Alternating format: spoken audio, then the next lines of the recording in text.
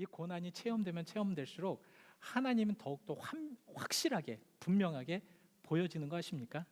그러니까 우리 그리스도인들은 고난이 오면 그 고난 속에서 하나님을 발견할 수 있는 자들이어야 합니다. 왜냐하면 하나님은 이미 우리와 함께 하시기를 원하셨고 우리와 함께 하시기를 약속하셨으며, 그래서 어떤 상황이나 어떤 여건 속에서 우리가 이렇게 살아갔을 때에 하나님은 나에게 계속해서 와집니다.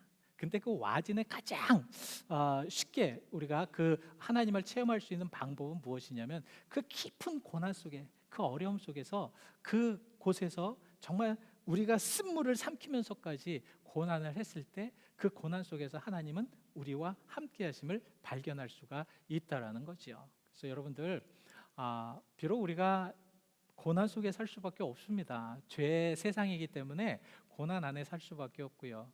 이 요새 이제 굉장히 그 두려움 속에서 코로나 19 그 바이러스 때문에 참 어려움 등을 많이 당하고 있지 않습니까? 이런 고난 속에서도 우리가 잘 깨달아 알 수 있는 것은, 그럴 때마다 하나님을 더욱더 분명하게 발견할 수 있는 하나님의 의도가 무엇인지, 하나님께서 바라는 것이 무엇인지를 계속해서 우리가 깨달아 알 수 있는 그런 것들이 중요하겠다. 이 고난 속에서 하나님을 발견하는 그런 많은 이들이 이 성경에는 굉장히 무수하게 많이 나오죠. 그죠? 성경을 우리가 묵상을 하다 보면 참 어떻게 이렇게 고난 속에 살아갈 수 있을까? 어떻게 이런 아픔 속에 살아갈 수 있을까? 근데 그 아픔과 고난을 잘 이겨내요. 근데 그들의 공통점을 보면 그 고난 속에서도 하나님을 발견하고 그 고난 속에서 하나님의 역사하심을 체험하게 됩니다. 그래서 이 고난 속에서 참 하나님을 잘 발견하였던 사도 바울은 이렇게 로마서 8장 17절에 이렇게 고백을 하게 됩니다. 자녀이면 또한 상속자고 하나님의 상속자여. 자, 그리고 우리가 그와 함께 영광을 받기 위하여서 고난도 함께 받아야 할 것이니라 라고 이렇게 말씀을 하고 있습니다. 그러니까 우리는 하나님을 믿었죠. 그죠? 잘 믿고 있습니다. 그래서 우리는 하나님의 사람들이고 하나님의 상속자입니다.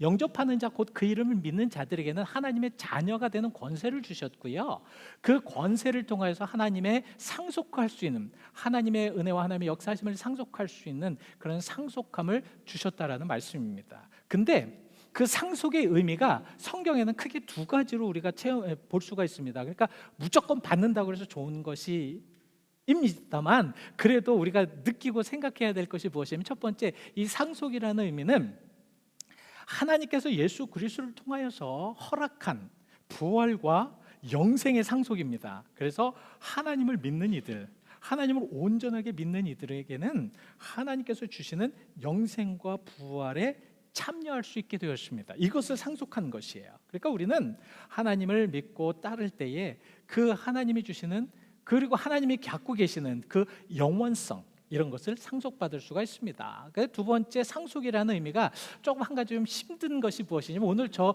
바울도 말씀을 하셨지만 예수 그리스도와 함께 우리가 상속자이면서 두 번째는 그와 함께 고난을 받아야 할 사람들입니다. 예수 그리스도의 고난도 우리가 받아야 된다라는 말씀입니다. 여러분, 예수 그리스도의 고난이 무엇일까? 예수 그리스도의 고난이 무엇입니까? 사실 어떤 데서는 예수 그리스도의 고난은 우리가 감당할 수 없는 고난이에요.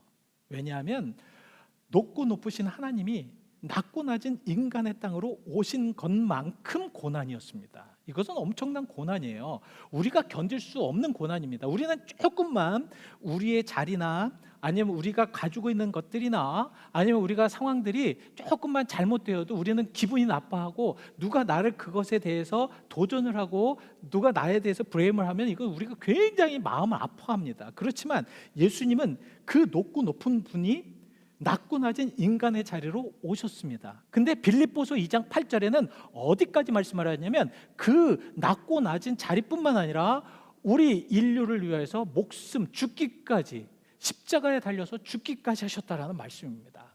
자, 우리가 예수님을 따르는 제자들이다라고 생각했을 때, 과연 예수님을 따르는 그 제자로서 그 예수님의 그런 고난을 조금이라도 이해한다면 그 예수님의 고난 안에 우리가 들어가는 것이 올바르지 않을까 이런 생각이 됩니다.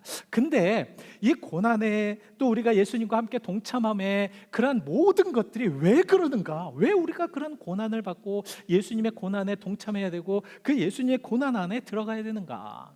그것은 바로 하나님의 영광을 위해서, 영광에 참여하기 위해서라고 베드로전서 4장 13절에는 이렇게 말씀을 하고 있습니다. 그래서 고난에 참여하는 것을 즐거워하라. 왜냐하면 그의 영광을 나타나실 때에 너희로 즐거워할 것이다.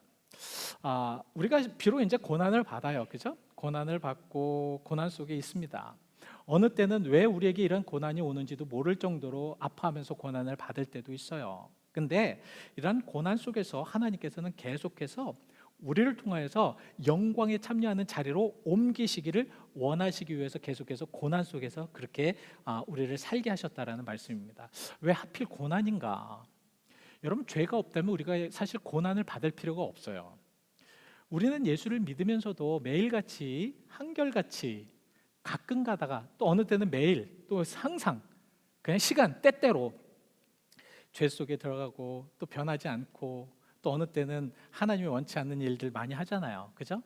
이러한 속에 살아가는 삶 안에는 고난이 있을 수밖에 없다라는 거죠. 그래서 그런 고난을 우리가 과연 어떻게 이제 극복하면서 이겨야 되면서, 그런데 그런 고난이 우리에게는 유익을 만드는 것. 저 말씀처럼, 베드로의 말씀처럼 그런 모든 고난을 영광에 참여하기 위한, 영광 속에 우리가 나아가기 위한, 영광을 바라보기 위한 그런 모습 속에 그 고난이 돼야 되겠다라는 말씀입니다.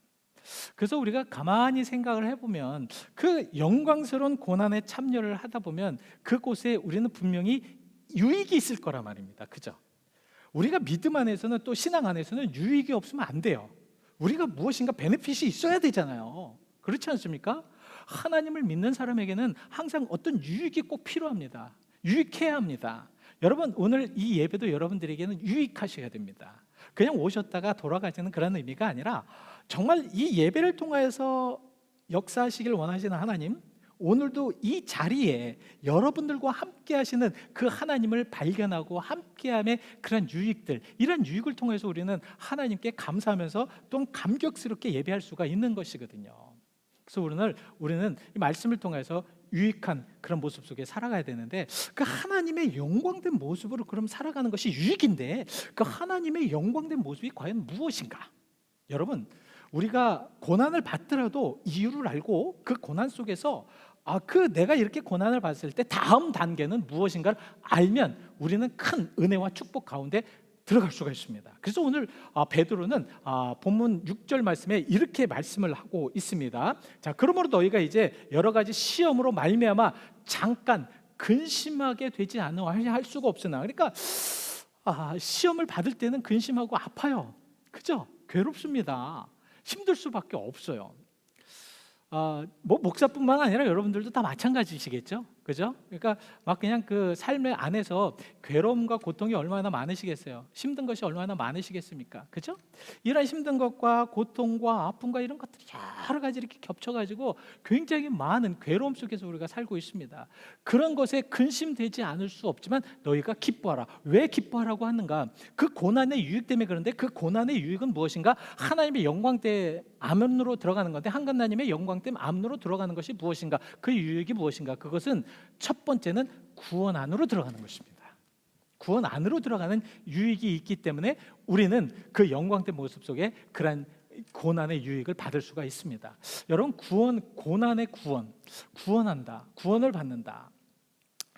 참, 이 구원이라는 것은 우리를 감격스럽게 만듭니다. 이 구원이라는 것은요, 지금 여기에서 우리가 말씀하시는 하나님의 영광 안에 들어가 있는 그런 구원의 동참함이라는 것은 무엇이냐면, 지금 우리가 생각하는 것, 그러니까 구원을 받았지만 죄를 짓고, 구원을 받았지만 또 잘못을 하고, 구원을 받았지만 하나님을 떠나고, 이러한 구원이 아니라 이 영광 안에 들어가 있는 구원은 무엇이냐면 변함없는 구원을 얘기하는 것입니다. 그러니까 하나님을 온전하게 믿고 하나님의 영광된 모습 속으로 살아가는, 그래서 내가 하나님을 온전하게 믿음으로 인해서 그렇게 구원을 받았다라는 말씀 안에 확실하게 살아가는 거예요. 그래서 이 구원이라는 말은 형용사가 아닙니다. 명사가 아닙니다. 이 구원이라는 것은 동사입니다. 동사는 무엇이에요? 액션이 필요하다는 거죠. 행동이 필요하다는 거죠. 그러니까 이 행동을 통하여서 우리가 어떤 그 행위를 통하여서 구원을 얻었다는 확신을 갖게 되는 거죠. 근데 우리가 삶을 살아가면서 이게 되게 어려워요. 이 구원의 확신을 가지고 이 확실한 마음을 가지고 살아간다는 것이 어렵습니다. 왜 어려운 줄 아십니까? 왜 어렵냐면 말씀을 드렸습니다. 바로 그 이유가 로마서 3장 23절에 나옵니다. 모든 사람이 죄를 범하였으니 하나님의 영광에 이르지 못하였기 때문에 그렇다는 거죠. 그러니까 이 구원과 죄는 정말 필요 불가한 그러한 상관관계입니다. 그러니까 이 죄가 있으면 구원을 받지 못하고 구원을 받은 자들은 죄 안에서 살지 않는 그런 상황이 되어야 된다는 거죠. 이 죄로 인해서 우리는 계속해서 그 구원의 역사하심을 받지를 못해요. 그래서 우리가 구원을 확실하게 얻기 위한 그 한 가지 팁을 여러분들에게 분명하게 말씀을 드리기를 원합니다. 여러분, 구원받은 자들이죠. 구원을 받았습니다. 그리고 우리는 하나님의 영광 위에 살아갑니다. 그런 하나님의 사람들이라고 한다면 우리가 예수 그리스도와 동행하는 삶이 자연스럽게 돼야 된다는 거예요. 그것이 습관화가 돼야 된다는 겁니다. 그러니까 자, 이제 보십시오. 우리에게 이제 괴로움과 고통이 있습니다. 고난이 있어요. 그 고난은 하나님께서 하나님의 영광을 위해서 이제 들어가기 위해서 그런 것이고, 그 영광 안에는 구원을 이루는 그런 하나님의 역사가 있습니다. 구원을 이루는 하나님의 역사를 위해서 우리가 계속 그 구원의 확신을 갖기 위하여서는 예수 그리스도와 동행하는 삶이 너무도 중요하다라는 말씀입니다. 그래서 여러분, 우리들의 모든 삶에 예수님과 함께 동행하는 삶이 돼야 합니다. 그 삶 속에서 우리가 어떻게 되느냐? 확신이 있어야 돼요. 예수님 나와 함께 하신다는 확신. 여러분, 그런 확신이 있으십니까? 예? 그런 확신을 가지고 지금 믿으십니까? 그런 확신 속에 하나님이 나와 함께 하시기 때문에 내가 그래서 합력과 선을 이루는 그런 확신을 가지고 계십니까? 그런 확신이 우리가 창세기를 통해서 아브라함을 통해서 우리가 조금 알 수가 있어요. 아브라함은 하나님께서 75년 동안 살았던 곳에서 가라, 내가 너에게 지시할 땅으로 가라 그랬을 때 하나님께서는 내가 너로 큰 민족을 이루고 너에게 큰 축복을 주시는 복의 근원이 되겠다고 하시면서 가라고 말씀을 하셨습니다. 그랬을 때 아브라함은 어떻게 했냐? 창세기 12장 4절 말씀에 보시면 뭐라고 말씀을 하십니까? 저는 저 말씀을 묵상을 하면서 아브라함이 그 말씀을 따라갔고라는 그런 표현이 나옵니다. 그죠? 그 말씀을 따라갔고, 그와 함께하였으며 그의 여호와의 말씀을 따라갔고. 여호와의 말씀을 따라갔다는 것은 무엇인가? 이 아브라함의 마음에는 저 하나님께서 저렇게 말씀하신 부분에 대해서 나는 확실히 믿는다는 거예요. 그죠? 하나님이 어떤 상황이나 어떤 여건 속에서 나를 인도하셔도 나는 그 믿음을 가지고 그렇게 따라가겠다는 확신입니다. 어떤 면에서는 아브라함이 정말 하나님께서 그렇게 말씀하셨을 때 저 하나님이라면 나와 함께 하시는 하나님이기 때문에 저렇게 말씀하셨다면 내가 그 확신을 가지기 때문에 저분이 어떤 명령을 하든 나는 따를 수 있다라는 그런 마음의 확신입니다. 이런 확신만 있다면 여러분, 예수님을 믿는 데는 굉장히 도움이 많이 됩니다. 예수님을 의지하는 데 많이 도움이 됩니다. 이런 확신 속에 가만히 보면 왜 그 아브라함이 무엇 때문에 그런 확신을 가지고 그렇게 하나님의 말씀을 따라갔을까? 여러분, 궁금하지 않으십니까? 그 모든 내용이 히브리서에 나오더라고요. 히브리서 11장 16절의 말씀을 보시면 이 아브라함이 그렇게 했던 이유는 무엇이냐면 더 나은 본향을 위하여서 더 나은 본향을 알았기 때문에 그렇게 갔다라는 말씀입니다. 여러분이 더 나은 본향을 아브라함이 바라봤다는 것은 저는 두 가지 방향으로 한번 생각을 해봤어요. 첫 번째는 무엇이냐면 내가 하나님의 말씀을 그렇게 따라갔을 때 분명히 하나님께서는 더 나은 곳, 지금 내가 있는 것보다는 더 나은 곳을 준비하실 것이라는 확신이 있었다는 말씀이죠. 오늘 여러분들에게도 내가 하나님을 믿음으로 인하여서 그 전보다 확실히 더 좋은 모양과 좋은 길과 좋은 곳으로 하나님께서 인도하시겠다라는 그러한 확실한 믿음이 있어야 할 줄 믿습니다. 그런 믿음을 가지고 살아가야 돼요. 예전이나 지금이나 똑같고 10년이나 지금이나 똑같고 처음 믿을 때나 지금이나 똑같다라면 이것은 우리가 뭔가 생각을 좀 해봐야 합니다. 아브라함은 분명하게 더 나은 본향을 향해서 갔다라는 거예요. 그래서 하나님께서 더 많은 본향에 대해서 말씀을 하셨고 인포메이션을 많이 주셨고, 또 야, 내가 너한테 가면 가나안 땅에서 이렇게 젖과 꿀이 흐르는 땅이나 아니면 이런 땅으로 내가 갈 테니까 넌 이 길로 해서 이렇게 해서 무엇을 만나면 이렇게 방법을 해서 가라, 이렇게 말씀하지 않으셨다는 거예요. 그냥 지시할 땅으로 가라. 지시할 땅으로 가라는 것은 무엇이냐면 그냥 하나님께서 그 당시마다 이렇게 이야기를 하면 그것을 따라가라는 말씀입니다. 그렇게 하셨다는 거예요. 어떤 면에서는 그래서 이 아브라함에게는 그러한 믿음이 있었고요. 두 번째, 저 본향이라는 그런 의미는 무엇이냐면 영원한 천국을 바라보는 것이 아니었는가. 영원한 천국. 우리가 하나님과 동행하면서 하나님이 정말 우리와 함께함을 확실하게 믿고 나가는 이유가 바로 영원한 본향 때문에 그런 것이 아닙니까? 영원한 본향이 뭐예요? 구원을 확실히 이뤄서 우리가 이제 갈 수 있는 곳, 그래서 구원과 동참할 수 있는, 하나님이 주시는 구원에 동참할 수 있는, 그 구원과 구원에 동참할 수 있는 이들은 바로 베드로의 말씀처럼 그들을 하나님의 영광으로 옮기신다라는 말씀입니다. 무슨 말씀인지 아시죠? 그래서 우리가 잘 믿고 하나님과 항상 이렇게 동행해야 되는 이유가 끝까지 하나님을 의지하면서 저 천국을 바라보는, 아브라함처럼 더 좋은 본향을 바라보는 그런 삶을 살 수 있기 때문에 그렇다는 것입니다. 그래서 아브라함은 얼마나 고난고 고통스러웠겠어요. 그냥 떠나라 그랬을 때 그것을 믿고 떠난다는 것은 마음에 얼마나 두려움이 있고 얼마나 아픔이 있고 갈 바를 알지 못하였다고 말씀을 하고 있습니다. 갈 바를 알지 못하는 상황에서 얼마나 고통스럽게 그렇게 하나님 말씀만 붙잡고 갈 수가 있겠습니까? 그래서 히브리서는 이렇게 분명하게 얘기합니다. 히브리서 12장 2절 말씀에 오직 누구만 바라보자. 누구만 바라보자. 예? 예수를 바라보자. 예수만 바라보자. 예수만 바라보면 넉넉해진다는 것입니다. 예수만 바라보면 여러분 다 하실 수 있다는 거예요. 예수만 바라보면 됩니다. 고난이라는 것은 마치 아주 깜깜한 터널을 통과하는 것과 마찬가지입니다. 정말 아무것도 보이지 않고 아무것도 느낄 수 없고 그랬을 때 이 답답함과 두려움, 그렇지만 그 터널을 통과한 후에 환히 보이는 하늘도 보이고 하늘에 날아다니는 새도 보이고 들판에 많은 아름다운 잔디들과 그 안에 있었던 아름다운 집들이 보이고 사람들이 uk적대는 모습들도 보이고, 바로 오늘 이 고난이라는 그러한 것에는 어떤 면에서 우리가 할 수 있는 것이 아무것도 없습니다. 그러나 결국적으로 예수 그리스도를 바라봤을 때, 예수 그리스도만 바라봤을 때 빛 대신 예수 그리스도를 통하여서 우리는 천국을 바라볼 수 있는 놀라운 역사가 있게 되는 것입니다. 그래서 고난은 우리에게 유익이 될 수밖에 없다. 두 번째는 이 고난을 통하여서 하나님의 사람을 보호받기 때문에 우리는 되게 중요합니다. 여러분, 고난을 통하여서 하나님의 사람은 항상 보호를 받습니다. 보호받는 이들입니다.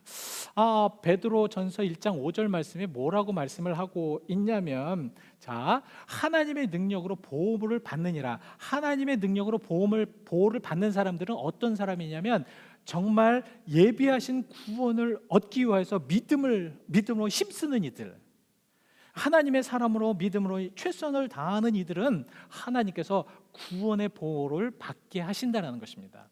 여러분, 하나님의 보호를 받아보신 적이 있으신가요? 하나님의 보호 안에 지금 여러분들이 살고 계시는 것을 알고 계십니까? 예? 우리가 무엇인가 보호를 받는다고 생각을 하게 되면 담대해질 수가 있죠. 예? 우리가 막 어느 때는 불안하고 어떻게 할지를 모르고 내가 어떤 상황 속에서 어떻게 해야 될까 막 그냥 막 어려운 그런 상황 속에서 하나님의 보호를 받았다라는, 하나님의 확실한 보호를 받고 있다라는 그런 확신만 된다면 강하고 담대할 수가 있습니다. 그래서 여호수아에게도 말씀하셨잖아요. 좌로나 우로나 흔들리지 말라. 강하고 담대하라.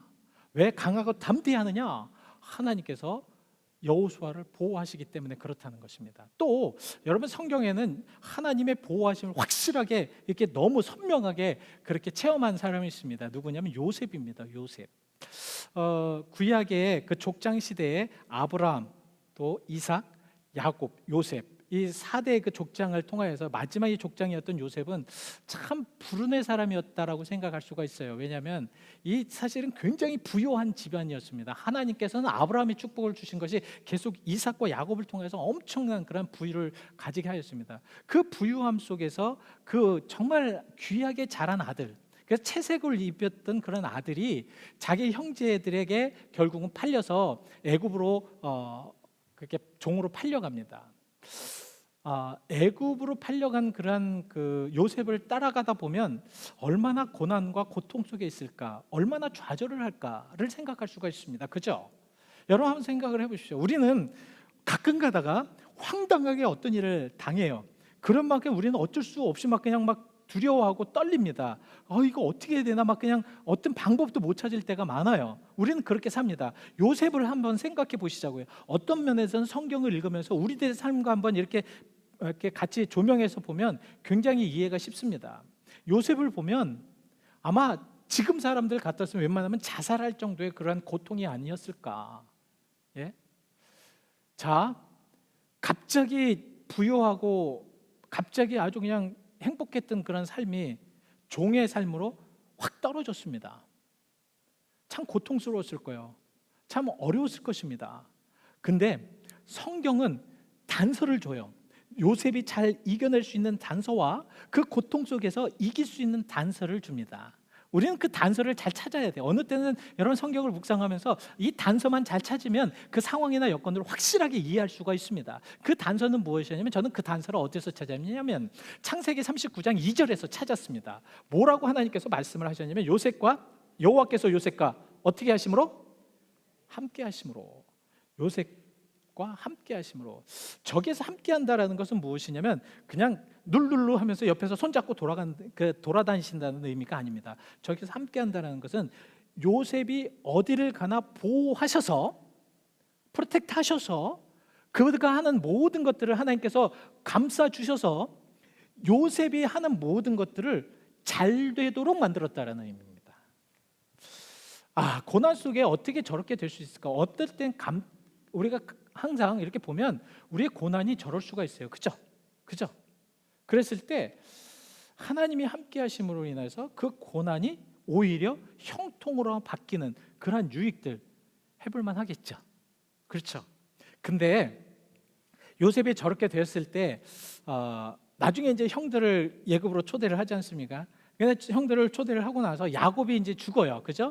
죽었을 때 형들은 두려워합니다. 혹시 요셉이 우리를 해치지 않을까? 왜냐하면 요셉을 팔은 우리를 얼마나 이제 억하 감정으로 해서 우리를 얼마나 괴롭힐까라고 생각했을 때 요셉은 이렇게 얘기합니다. 창세기 50장 2절 한번 보시기 바랍니다. 저는 저 말씀을 읽으면서 이 형통함이라, 이 고통 속의 형통함이라는 것은 저렇게 될 수밖에 없구나. 당신들을 나를 헤아려서 나를 고통 속에 밀어넣었지만 하나님은 그것을 선으로 바꾸셨습니다. 고통을 선으로 바꾸셨습니다. 유익으로 바꾸셨습니다. 그래서 지금 그 유익을 통해서 당신들이나 많은 민족들이 그렇게 지금 구원을 얻을 수 있고 생명을 보존할 수 있는 것입니다. 여러분, 우리가 하나님을 믿을 거면 좀 잘 믿었으면 좋겠어요. 예? 온전하게 믿었으면 좋겠습니다. 어차피 믿을 거면 하나님과 저렇게 동행하는 삶이 되시길 바랍니다. 그래서 여러분들 덕분에 생명을 보존시키는 이들이 많아지길 축원드립니다. 그냥 요새는 기독교인들이 불신과 주변의 많은 그 사회인들로 인해서 지금 많은 어려움을 당하고 있지 않습니까? 그죠? 그런 삶 속에서 우리가 세상 속에서 나타날 수 있는 것은 무엇이냐면 저렇게 하나님께서 함께 하심으로 인해서 하나님이 나와 함께 하시는 것을 보여주는 것입니다. 하나님은 하나님을 믿는 나 같은 사람을 지금 보호하고 있다는 것을 알려주는 것입니다. 그것이 말로만이 아니라 나의 삶 속에 그렇게 보여져야 한다는 것이죠. 무슨 말씀인지 아십니까? 그래서 우리 그리스도인들은 그렇게 살아가야 되는데요. 자, 그렇게 살기 위해서 시편에도 이렇게 말씀을 하고 있습니다. 시편 42편에 이렇게 이제 말씀을 하고 있습니다. 내 영혼아 어찌하여서 그래서 낙심하지 말라. 불안해하지 말라. 그리고 어디에다만 소망을 두라? 하나님에게만 소망을. 예수만 바라봐라. 그랬을 때 그가 나타나 너를 도와주실 것이다. 도와주실 것이다. 우리가 하나님을 믿으면서 어떤 그런 체험들 어떠십니까, 여러분들? 예? 우리가 하나님을 의지하면서 저런 체험 속에서 살아가는 것이 얼마나 중요한 것인가. 그래서요, 마지막 이제 결론을 여러분들에게 말씀을 드리겠습니다. 그리스도인들이 가지는 고난은요, 그 결과는 어떻게 돼야 되냐면 좋아야 됩니다. 마지막이 아주 해피엔딩으로 끝나야 합니다. 우리가 지금 이 세상에서 받는 고난이 이 세상에서는 고통스럽고 어쩌면은 이 세상이 끝날 때까지 우리가 그 고난을 짊어지고 갈 수 있을 수도 있습니다. 그렇죠?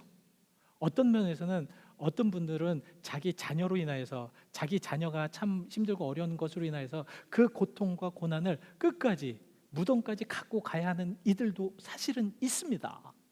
그럼 그것으로 끝나는 것인가? 그럼 그게 얼마나 불행한 끝입니까? 그죠? 근데 분명한 것은 해피엔딩으로 끝나야 됩니다. 해피엔딩으로 끝나기 위해서는 어떻게 해야 되느냐? 우리가 하나님의 말씀대로 되어지는 것을 믿으면 되는데, 그 하나님의 말씀대로 되어지는 것이 어떤 끝인가? 물론 이제 요한계시록에 많이 나옵니다. 제가 이제 계속해서 여러분들에게 요한계시록을 말씀을 드렸을 때도 굉장히 많은 것이 나오는데, 저는 다니엘서를 보니까요, 다니엘서 12장 1절에 이런 말씀이 나오더라고요. 자, 개국 이래로 그때 없었던 환란이 있었을 것이며, 그러니까 아마 우리 그리스도인들에게는요 더 많은 환란이 있을 것입니다. 예수님을 믿기 때문에 예수님을 믿지 못하게 사탄은 우리 그리스도인들을 더 집중적으로 괴롭히고 고통 속에 하고 아픔을 주고 속상함을 주면서 이 세상을 살아갈 맛을 내지 않을 정도로 그런 환란을 줄 것입니다. 그러나 지금 뭐라고 말씀을 하고 있습니까? 그때에 내 백성 중에서, 너의 백성 중에서, 하나님을 믿는 사람 중에서 책에 기록된 모든 자는 구원을 받을 것이다. 이것이 바로 해피엔딩입니다. 이것이 바로 해피엔딩이에요. 혹시 지금 여러분들 고통이 있고 고난이 있을 수 있습니다. 저도 있습니다. 솔직히 저도 너무 많습니다. 어느 때는 짊어지고 가기 힘든, 좀 하나님 앞에 그런 기도도 해요. 이거 잠깐 좀 내려놓으면 안 될까요, 하나님?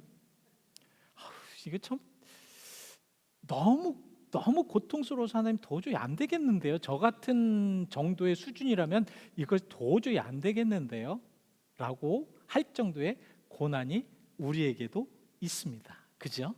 여러분들에게도 있으시죠? 그죠? 근데 그런 고난들 가만히 한번 그 고난을 통해서 즐거움을 가질 수 있는 습관을 들여보시기를 바랍니다. 우리 그리스도인들은요 고난 속에서도 그 고난을 통해서 즐거움을 가질 수 있는, 그래서 베드로 오늘 본문 말씀에 6절과 8절 말씀이 계속 그런 말씀이에요. 기뻐해라, 즐거워해라, 막 계속 그런 말씀을 하십니다. 어떻게 그럴 수 있을까? 근데 제가 체험해 보니까 고난 속에서 우리가 해결할 수 있는 것은 아무것도 없더라고요. 우리가 해결할 수 있는 것은 하나님 앞에 엉엉 울면서 저 하나님 너무 힘들어요, 너무 아파요, 너무 괴로워요 했을 때 하나님께서 우리에게 찾아오셔서 우리에게 그 고난을 이길 수 있는 영적인 힘을 주시는 것입니다. 오늘 여러분들에게 그러한 축복의 능력의 그러한 체험이 있으시기를 간절히 축원드립니다. 우리 잠시 함께 기도하시죠. 기도하실 때 한번 지난주에도 우리 한번 기도를 했습니다. 여러분들이 가지고 있는 고난을 한번 생각해 보라고 말씀을 드렸습니다.